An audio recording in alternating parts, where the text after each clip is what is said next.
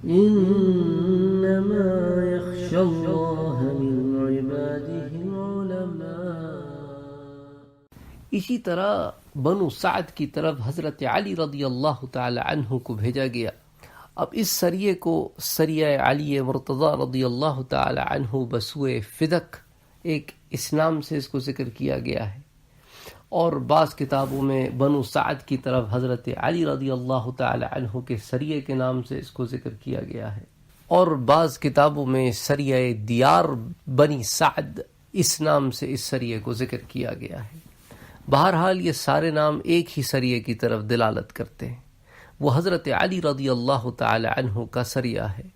حضور اکرم صلی اللہ علیہ وآلہ وسلم کو جب خبر ہوئی کہ بنو سعد کی ایک جماعت یہود خیبر کی مدد کرنا چاہتی ہے تاکہ وہ مسلمانان مدینہ پر حملہ کریں اور مسلمانان مدینہ کو، تو اس ضمن میں حضرت صلی اللہ علیہ وآلہ وسلم نے حضرت علی رضی اللہ تعالی عنہ کے ساتھ، اکثر روایات میں یہ ہے کہ 100 آدمیوں کے ساتھ، اور قلیل روایات میں یہ بھی ہے کہ 200 آدمیوں کے ساتھ، بہرحال حضرت علی مرتضی رضی اللہ تعالی عنہ کو روانہ کیا۔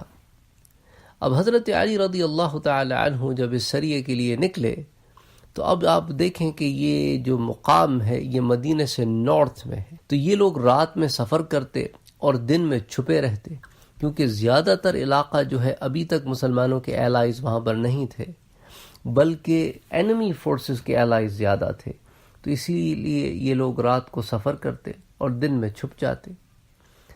آخر ایک جاسوس ان کی گرفت میں آ گیا اور اس نے اقرار کیا کہ ان لوگوں نے خیبر کی کھجوروں کی عوض امداد فراہم کرنے کی پیشکش کی ہے۔ اس جاسوس نے یہ بھی بتلایا کہ بنو سعد نے کس جگہ جتھا بندی کی ہے۔ حضرت علی مرتضی رضی اللہ تعالی عنہ نے فدق اور خیبر کے درمیان عمج کے مقام پر ان پر حملہ کیا اور ان کو سخت چوٹ پہنچائی۔ اس کے نتیجے میں یہ ہار مان کر وہاں سے بھاگ گئے، اور ان پر چونکہ اچانک حملہ ہوا تو یہ اس کی تاب نہ لا سکے، اور آخر انہوں نے شکست کھائی اور وہاں سے بھاگ گئے۔ 500 اونٹ اور 1000 بکریاں قبضے میں آئیں، اور بعض روایتوں میں یوں بھی ہے کہ 2000 بکریاں قبضے میں آئیں۔ البتہ بنو سعد اپنی عورتوں اور بچوں سمیت بھاگ نکلے۔ ان کا سردار وبر بن علیم تھا۔ اس کے بعد حضرت علی مرتضی رضی اللہ تعالی عنہ اپنے ساتھیوں کے ساتھ بغیر اس کے کہ کوئی نقصان ہو مدینہ طیبہ واپس آ گئے۔